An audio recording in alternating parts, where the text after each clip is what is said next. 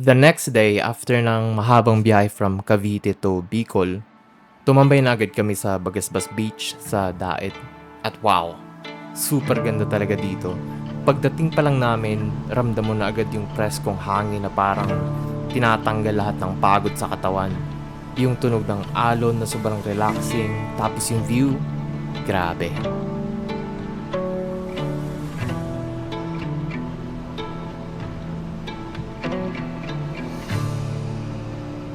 Ang dinadaanan nga pala natin ngayon ay ang President Cory Aquino Boulevard, ang pinakamahabang boulevard sa Pilipinas, more than 8 kilometers. Dito rin mapupuntahan yung Bagasbas Beach na kilala bilang isa sa pinakasikat na surfing spot sa Bicol dahil sa malalakas at consistent na alon galing Pacific Ocean. Dito kami palagi nag-skimboard ng mga tropa ko noon.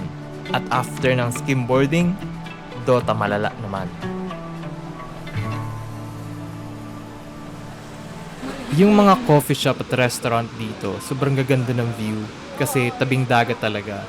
Pwede ka rin maligo kasi yung dagat flat at hindi biglang lumalalim, hindi tulad sa LU na pababa yung seabed, kaya medyo nakakatakot minsan.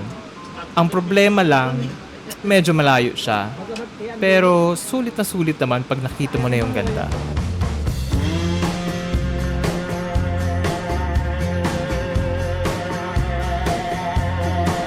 It was a heart attack, a wake-up call to get up off the couch and stand up tall to see the world outside. So you don't die, stop missing the party. It's a hell of a ride.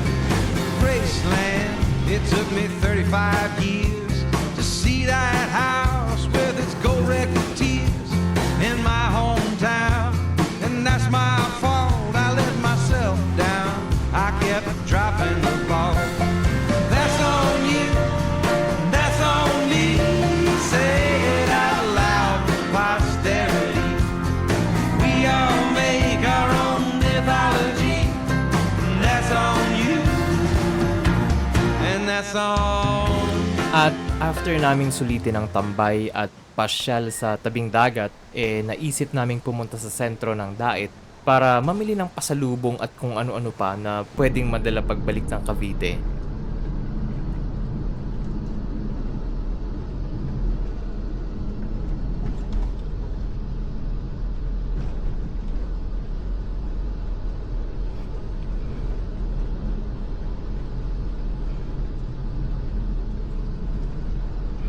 Pati bata namimingwit eh. Oo, ang dami namimingwit.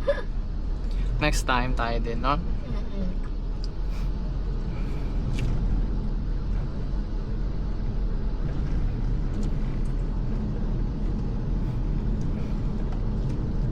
Lambat, ano? Lambat sa...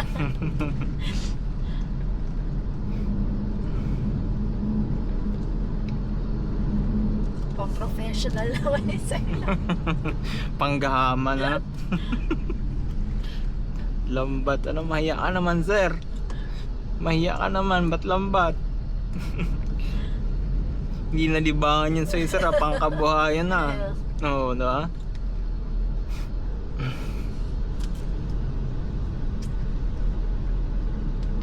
At traffic sa palengke. Pero okay lang, gumagalaw naman, hindi tulad sa Manila na nagiging parking ang mga kalsada dahil sa kapal ng traffic. Lalo na pag rush hour, pag papasok sa work, traffic, pag pauwi, traffic.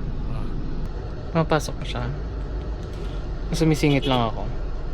Sige, siya muna.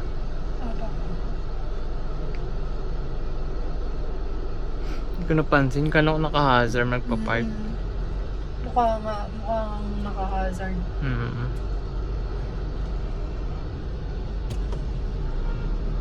Excited ka na maglakad? Pilubiwanag naman eh. Tayo ta.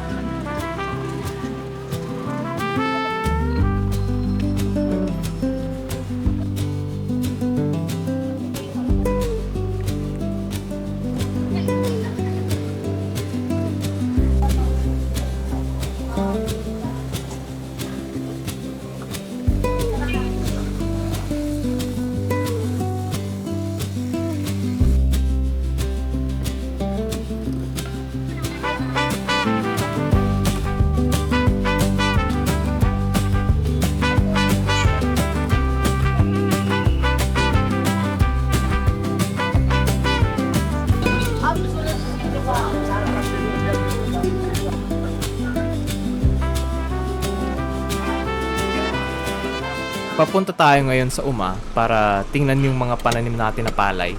Tsaka ang swerte natin ngayon kasi maganda ang panahon. Hindi maulan kaya walang putik. Usually kasi pag December, maulan sa Bicol. Ngayon, pinalad tayo kasi mula nung dumating tayo ng Bicol, hindi pa umuulan at palagi lang mainit. Sana palaging ganito, di ba?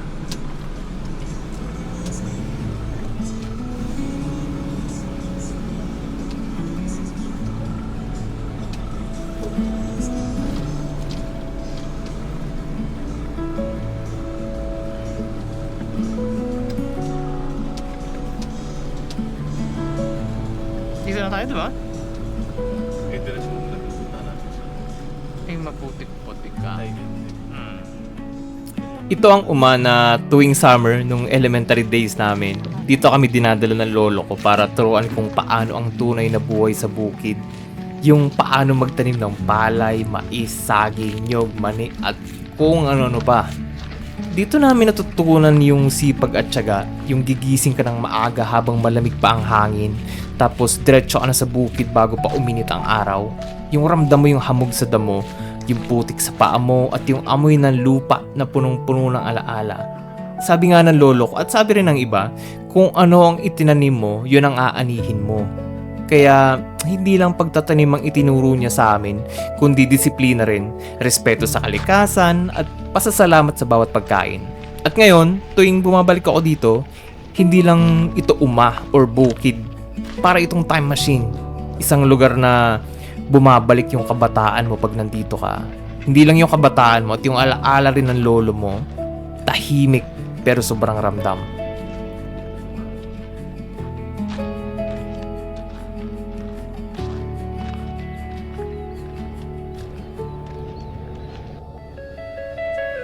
Dito sa ilog na ito, dito ako muntik na lunod. Pero dito rin ako natuto lumangoy. At salamat sa lolo ko. Kaya sa mga taong tulad ko na nakasama yung lolo at lola nila, swerte tayo. Kasi hindi lahat namumulat ng may lolo at lola.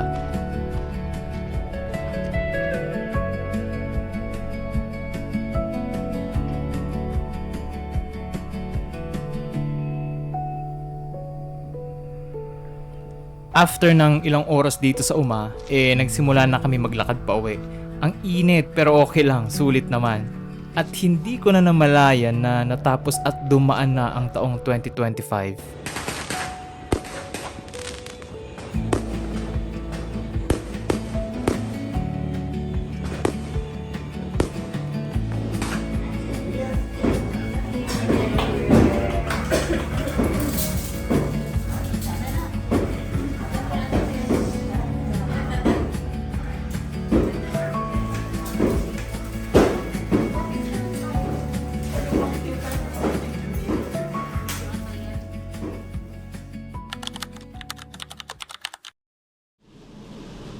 At dumating na tayo sa sad part ng bakasyon.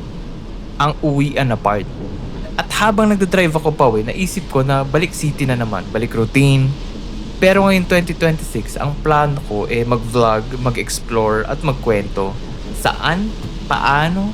Hindi ko rin alam. Pero minsan, hindi naman kailangan na solid ang plano mo eh. Ang importante, simulan mo.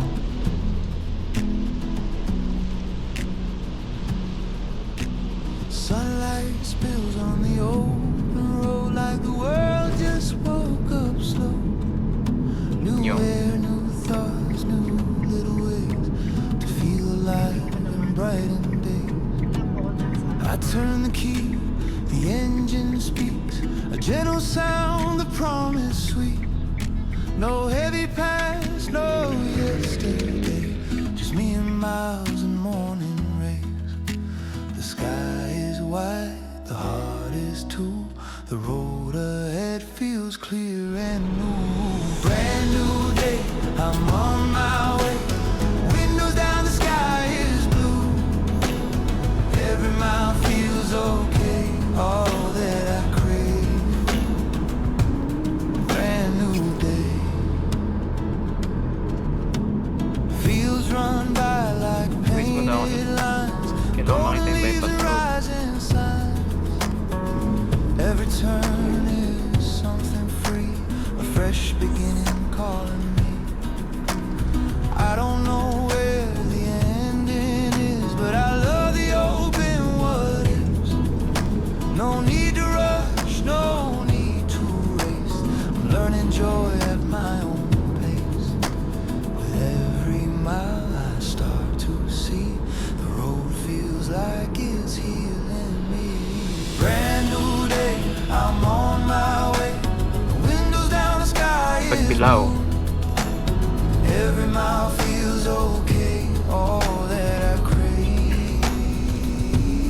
Brand new day.